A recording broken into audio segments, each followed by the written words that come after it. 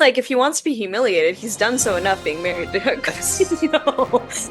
My text to you was there's no goddamn way this is real. It's just wearing these like giant fake boobs. They're basically like blown up balloons. It's Good Friday. I'll take a little sip tonight to cricket up there. This is Cricket's revenge. Kash Patel is at least as Oh my incompetent as Pam God. Bondi. As Abby's said, she went and saw him play hockey on the day that they killed the Ayatollah. Kristi Noem is feeling very blindsided by this. Her whole family is. Um, Another one bites the dust. Hello, everyone. Welcome back to another Washed Up episode. This is episode 45. It is currently April 3rd, 2025, and we are here to comment on the weekly news so that you don't have to listen to the legacy media that your grandparents do. I'm Colin, this is Abby, and today is actually Good Friday, and it is a very good Friday today because news yesterday that Pam Bondi has been fired as Attorney General, and our other favorite member of the administration, Kristi Noem, who also was fired last month, also got some comeuppance this week. So it's just been a great week. It's a great Friday, actually. Um, like we said, we are huge believers in karma, and I 100% believe that Kristi Noem is getting hers. Yeah, but first we're going to start off with some updates on this war in Iran, just because it is top of mind for a lot of Americans right now. So we want to make sure to hit on that. But we're in week 4 right now. There's been some updates with 370 troops from the U.S. injured, 13 dead. There's a lot of talk of sending ground troops in there. Actually, I know some Marines who are being sent over there, so it's starting to feel a bit more personal in that regard. There's some talk of the U.S. trying to take over Karg Island, which is in the Strait of Hormuz, as a way of, opening up that shipping lane somehow, question mark. Again, they're sending in the airborne divisions. And it's just been chaotic because Trump's messaging around it has flip-flopped so many times. I feel like we know less now than we did when we got into the war about why we're in this war. And he gave a speech Wednesday that was honestly just very kind of schizophrenic. It was all over the place. He was contradicting himself. And it seems like there's no way out. Hopefully, they don't end up deploying nuclear weapons. And that is my input on the war. Sorry, a little bit to make sure that we keep talking about the war. Not to be too cavalier about it, but like I feel like the more that we do this, there's sort of a rhythm to it, and it's, something you have to bring up and keep mentioning, but it's not going to be the bulk of our episode today. Yeah, so we introed with kind of the bulk of our, like you said, Great Friday. So let's start out with Bondi has been ousted by Trump. Are we surprised that we outlasted another cabinet member? No. No, not really, because that seems like that is our goal. And at this point, at this rate, I feel like we might make that. Maybe we'll make it before we hit our 100 subscriber goal. Who Yeah, we were knows? talking too. Who's next? I think Patel, Gabbard, maybe. Yeah. We'll see. Was I su a little bit surprised that it came so close after Gnome's outing? Yeah, a little bit. I think that was like the more shocking part of it. And I also was pretty surprised that usually something happens like very outrightly, and then Trump has a very emotional, instantaneous reaction to it. But people are saying that it was an amicable split, but it was definitely about the way that Pam Bondi had been handling the Epstein files and how she's not like really going as hard on Trump's enemies as he would like her to.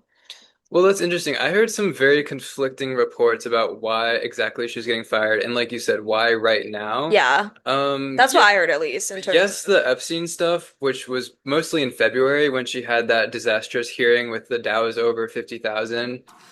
The Dow right now is over. The Dow is over $50,000. I don't know why you're laughing. You're a great stock trader, as I hear, Raskin. The Dow is over 50,000 right now. The S&P at almost 7,000. Dollars, she said. Our most viewed video on here, by the way. Yeah, so we thanks to Pam Bondi for that one. We got a great video out of that. But Something from her, at least. but her disastrous February testimony was pretty bad, but I don't think that was exactly the reason why. I heard that it was actually something to do with Eric Swalwell, where the DOJ has been investigating him for his connections, associations with this alleged Chinese spy. And Hmm. apparently Bondi was or is friends with Swalwell and was giving him information allegedly behind the scenes that, and then Trump may or may not have found out about this somehow, caused a big blow up, and next day she's gone. I don't know. That's what I've been hearing. Again, that is all alleged. Cannot independently confirm any of that.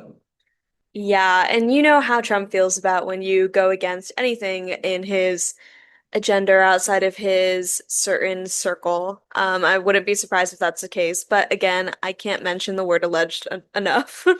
Well, you were the first one to tell me actually, because I think you told me within like the first like 10 minutes that it dropped, and then like 20 minutes later, Politico Playbook sent out their like what was it, PM update or something like that, and their What did subject they? title line was Bye Bye Bondi, which is, I think, very classic, very simple.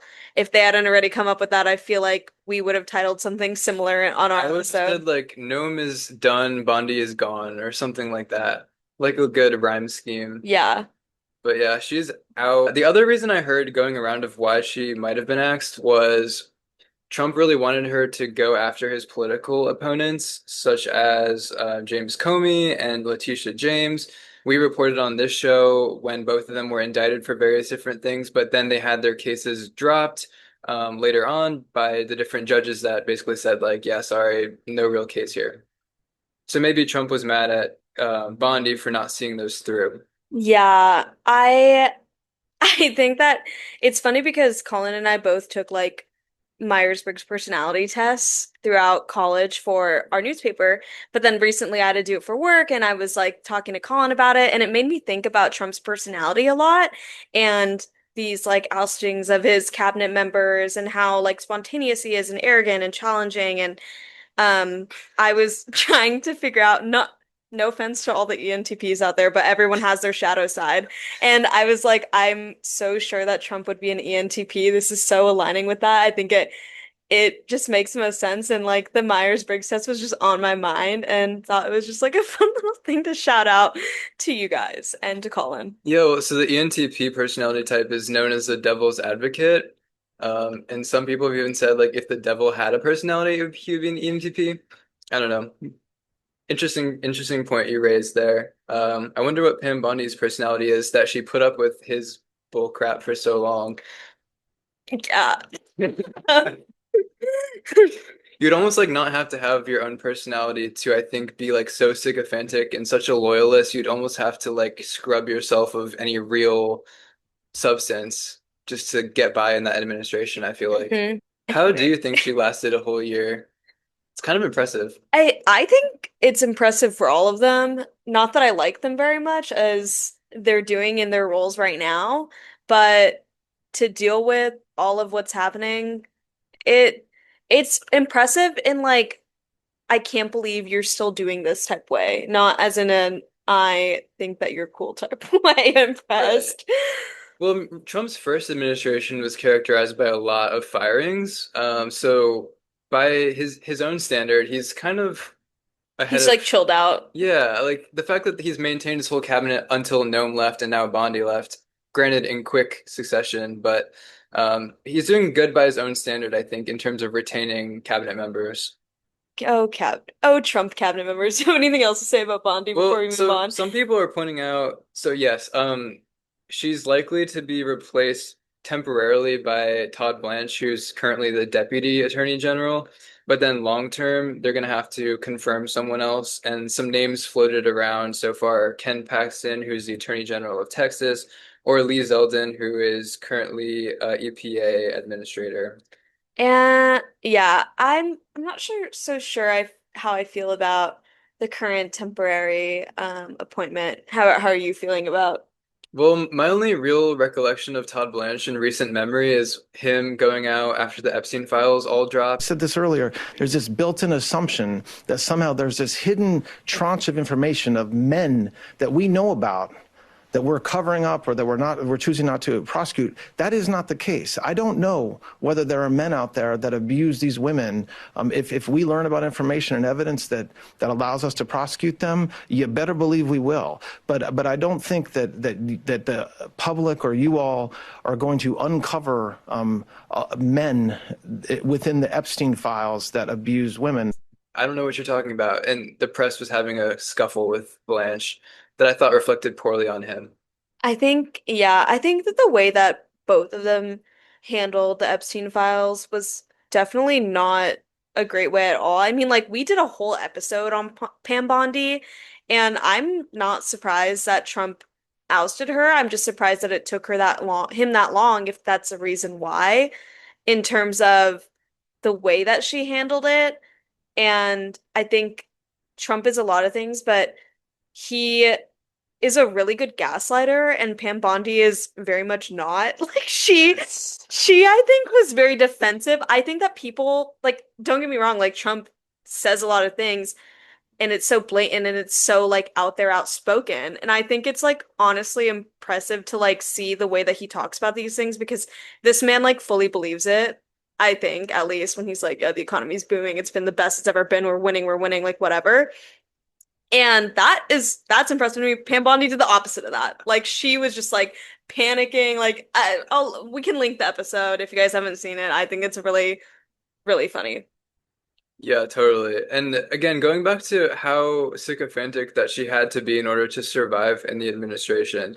Also, on her way out, she's being pretty darn sycophantic because, like you said, What has she been they saying? seem to be parting amicably. Like Hmm. Trump posted on True Social a pretty nice message about her, just being like, she's a loyal American, a patriot. The murder rates are way down under her time as DO, AG.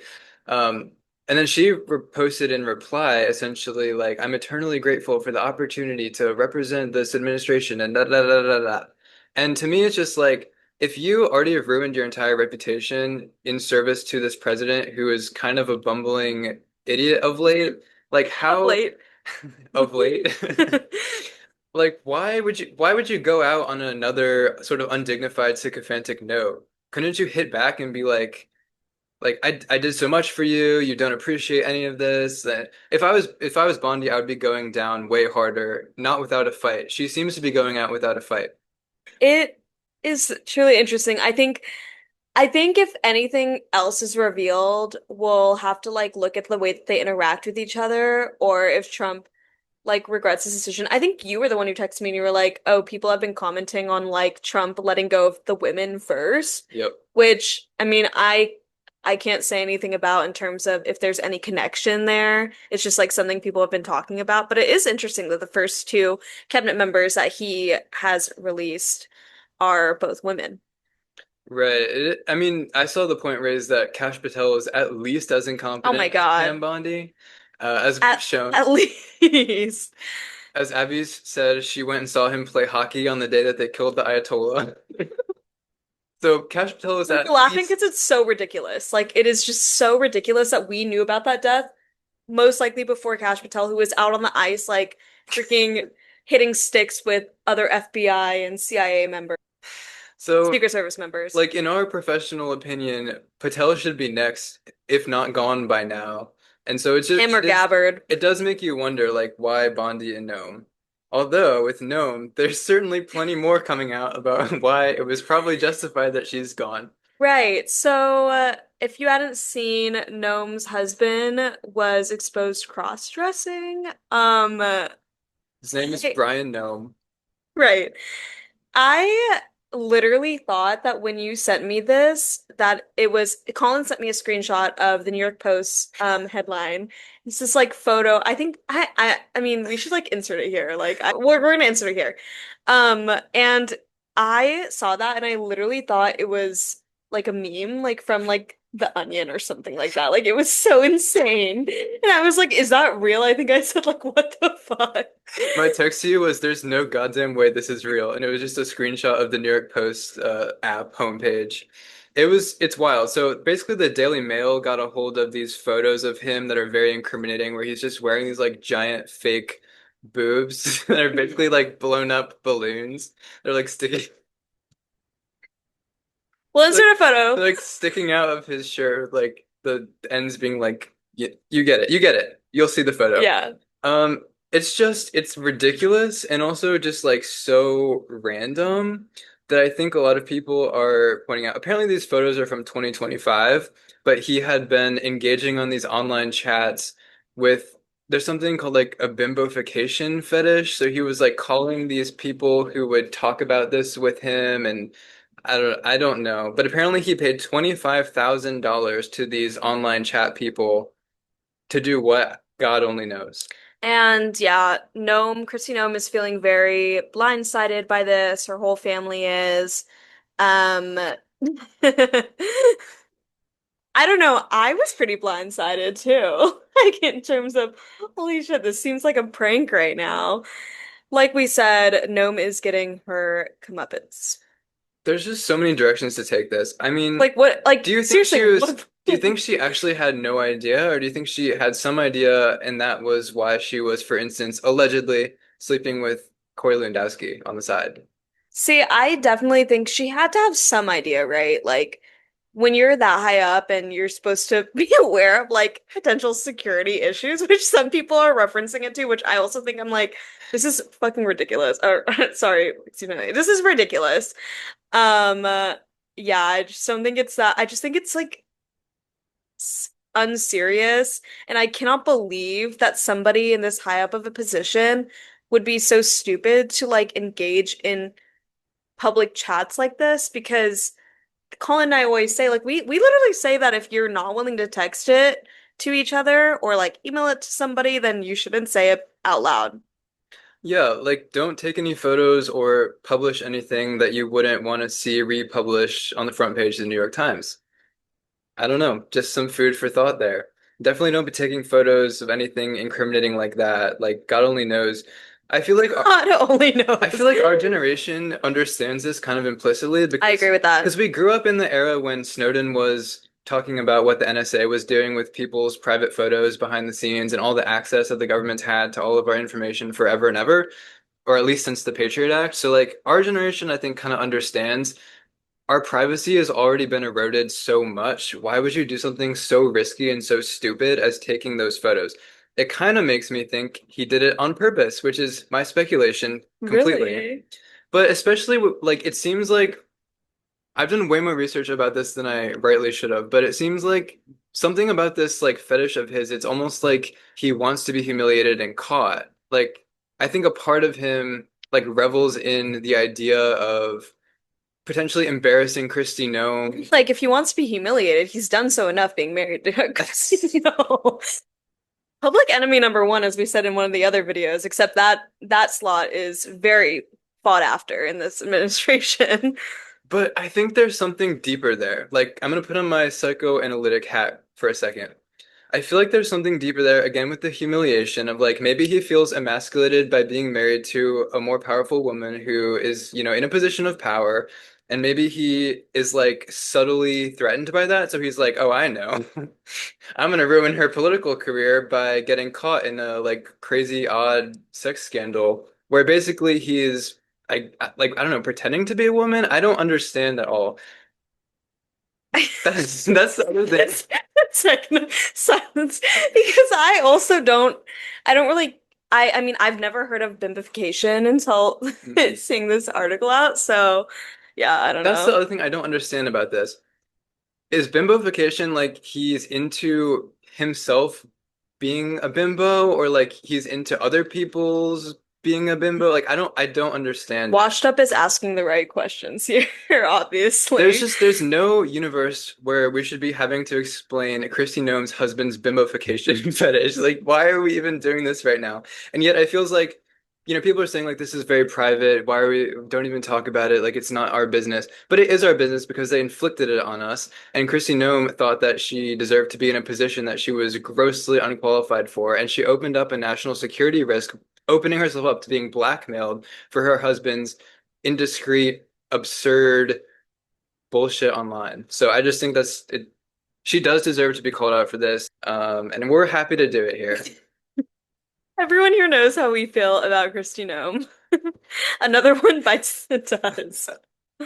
But what's been great about Washed Up is that we've been able to see the entire arc from Kristi Noem's rise to her position to her incompetence in the role to now her complete fall. And I don't know. It's not that I find gratification in it because I want our elected officials to be doing a good job in their roles so that our country is being served in the way that it should. But like I said, if they're not doing that, then I'm more than happy to be the one to point that out. And I think that's why we exist, is like to call attention to the fact that people are falling way short of what the American people deserve. You know what? It's Good Friday. I'll take a little sip tonight to cricket up there. Um, This is cricket's revenge. Truly. When they say Jesus died for our sins, I never thought they meant Kristi Noem's husband's bimbofication fetish. But Jesus died for that too, I guess. Okay. Is there anything else that we want to mention about Gnome, Bondi, our favorites, Um, I don't know. So I was trying to think of like a spin on this story of like what's something we can actually add to this. And besides just like besides just like kind of pointing and laughing? laughing, because I don't think that that's, again, that's not really the point. Like I said, we try to point things out to draw people's attention to the ways that our systems could be serving us better.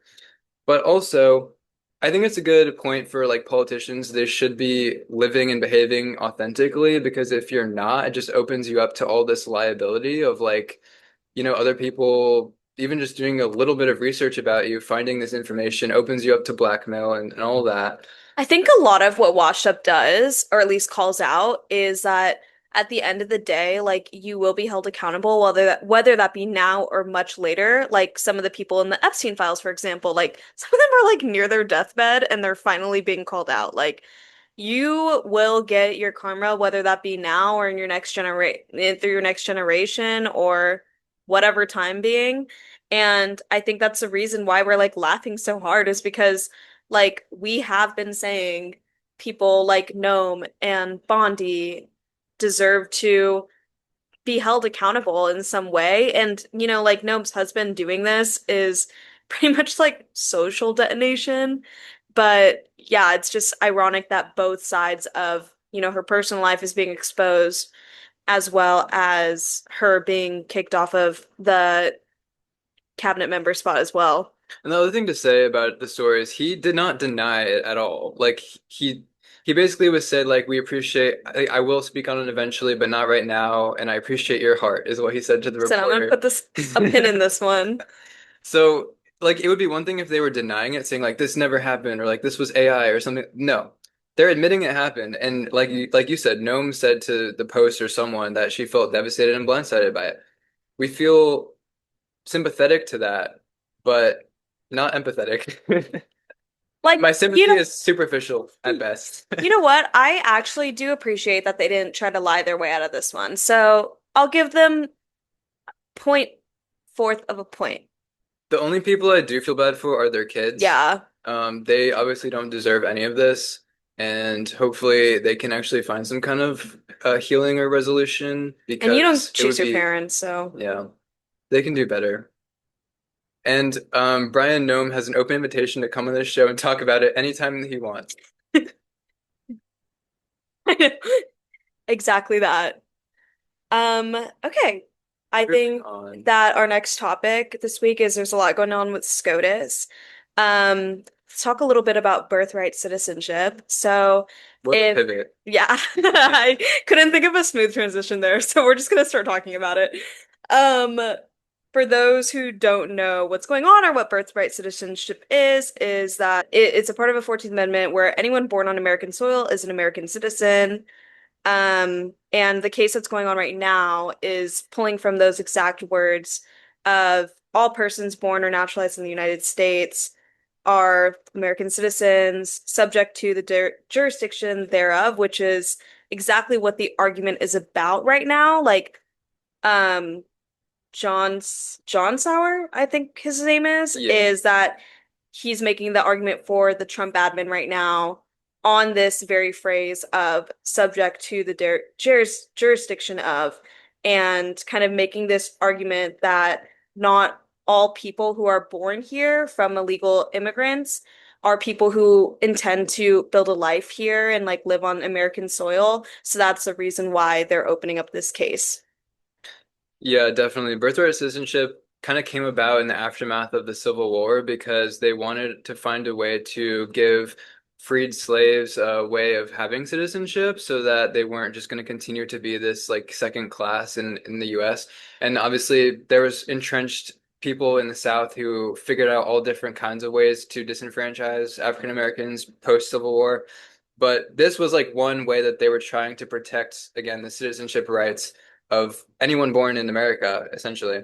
And the 14th Amendment like you said, grants citizenship by birth, and it even has these specific carve-outs for like people who are children of ambassadors who are born Hmm. on US soil. And it's very clear about what those exact carve-outs are. And now the Trump administration and the Solicitor General John Sauer are trying to argue that it does not apply to illegal immigrants, as you said, or their children. They've brought up what you were alluding to about birth tourism of like people who allegedly come to the US to have their child and then leave immediately as just as a way of kind of gaming that system of birthright citizenship. Hmm. Others have pointed to the fact that hardly any other countries have citizenship by birth. So that's kind of to the Trump administration's point. However, the reading of the 14th Amendment is pretty darn clear. Like it's not a very It's ambiguous. not something that's very subjective, I'll say. Yeah. Um, we know that SCOTUS is very originalist, the way that they are right now, which ups and downs, but like Colin and I have talked about them before, and I think like people have been saying that Sauer is trying to like interpret this as a point of like originalism and being like, they didn't know at the time of writing this that we would be dealing with all these like illegal immigrants or all of this, like bringing up modern day issues in the context of the 14th Amendment. But let me tell you, like SCOTUS was like having none of this. Mhm.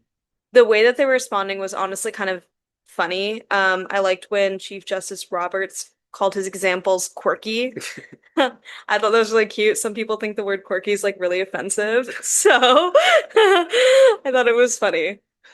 Yeah, though it really was, and like you said, it was not just the liberal justices who were giving some Yeah, it pushback was to everyone, the argument. nearly. I think we're in agreement. There's pretty much no shot that the Supreme Court undoes birthright citizenship. Again, given what you said about them being more originalist in their arguments and just the almost like black and white reading of the 14th Amendment is pretty clear. It's also been settled in a previous case in 1898 with Juan Kim Ark, Yeah. who was I guess descendant from Chinese immigrants born in San Francisco, and this issue came up exactly, and the courts had to decide back then, like more than 100 years ago, that he was a citizenship by birth.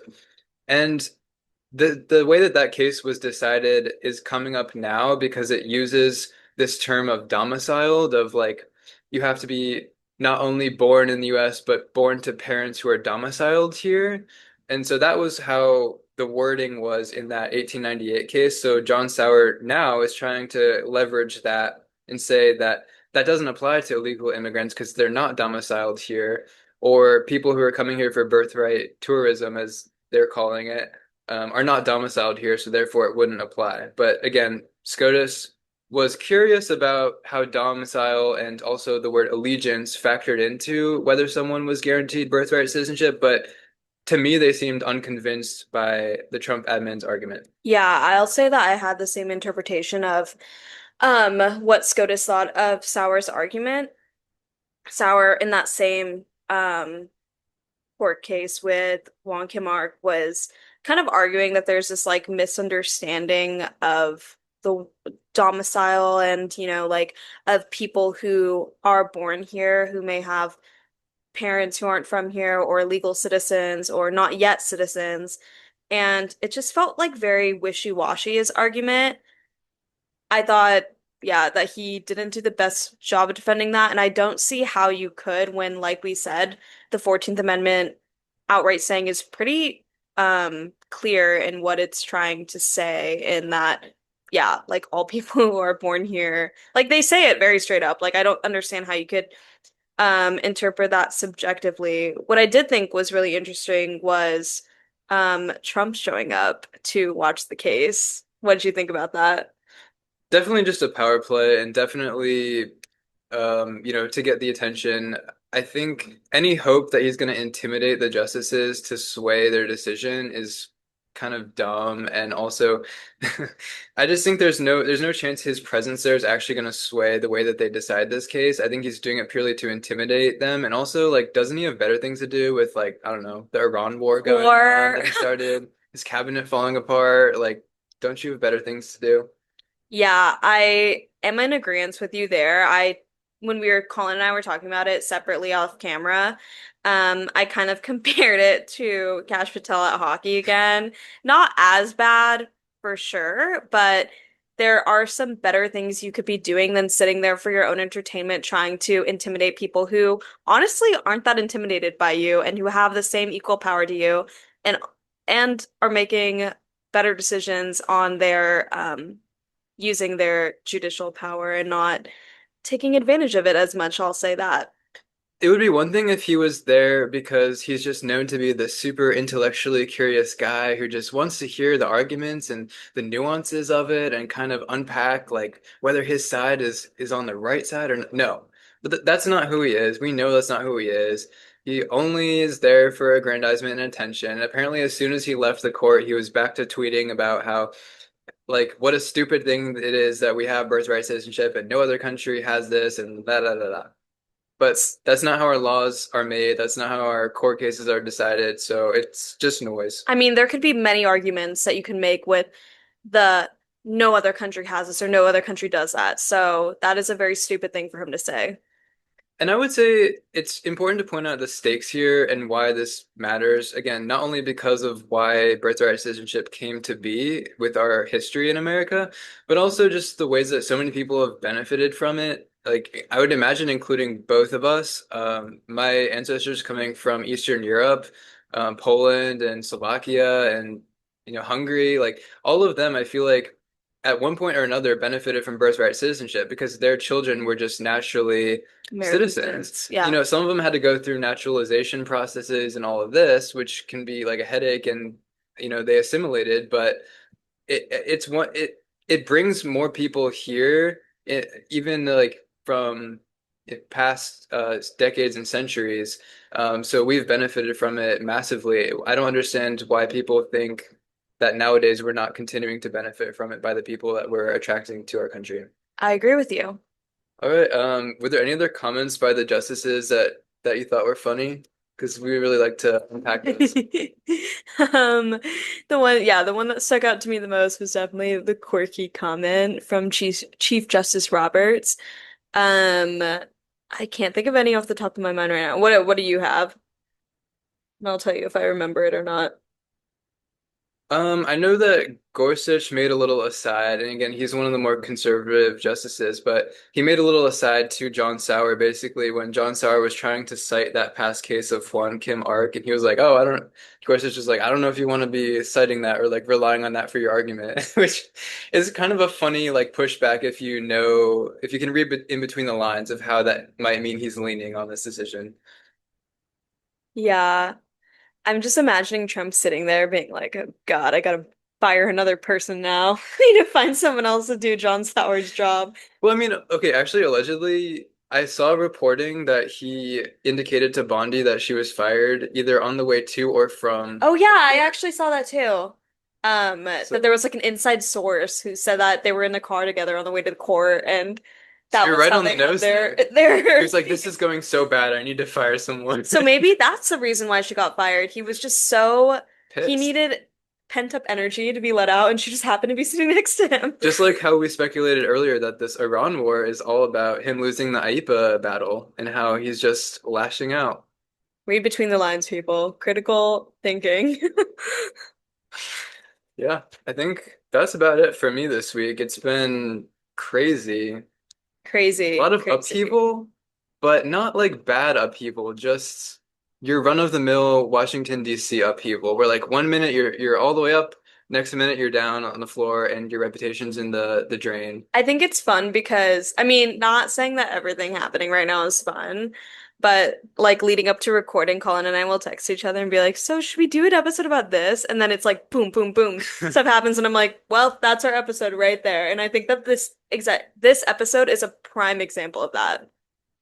Yeah, and it's exciting. I mean, to be like a young professional in DC right now and just watching, I'm learning a lot and I'm taking a lot of notes from the ways that these people set themselves up to fail and how just like the most avoidable mistakes, like again, I kind of implicitly assume that there is no privacy anymore, and we just have to learn to live in a world where that's the case. And it's unfortunate. I wish there was a little bit more protection for just your everyday citizen. But yeah, I also think it's good to be moving into a world where people should expect that their past might come back and you might have to answer for it at some point. And no one's better at that than Gen Z, honestly. Give us a lot of slack, or yeah, give us a lot of complaints, whatever. But I truly do think Gen Z is good about stuff like that. That's all I got. Happy Too. Easter to everyone out there. Or Passover if you celebrate. Happy Good Okay. Friday. Great Friday. Washed up out.